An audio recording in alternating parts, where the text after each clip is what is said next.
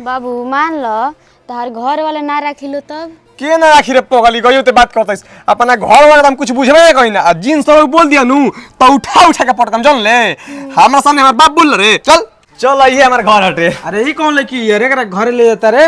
बाबूजी ये हमार जान हियो एकरा के आज एकरा घर से भागे कोर्ट मैरिज बियाह के लेके आइल बन जान लो। तो मैरिज कर ले हो केने बाड़ू हो? अरे क्या बोल जी? आई देखो तार से पुत्र लड़की भगा के लेके आइल बने।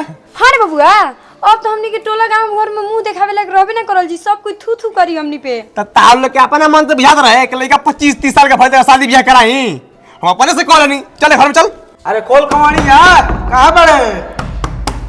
हां बाबूजी तू तो सर माजा में सुतल बड़ा हो तो लड़की के माई बाप सब भाई होई सब आइल बा बहरी। तो तू जा समझ तू बाबूजी वो धरे कर जाई जा अगर देखो तो पीछे से कोई हो हम लाठी उठी लेके आई में देखलू अपना सब पुत्र के ये तो जन्मैले बड़। आज तो का हो जाई बबुआ ई ठीके नु कहता। कोर्ट मैरिज को के 4 लाख रुपए ले बानी केस न लिए मर जा समझो चल चल सुते चल।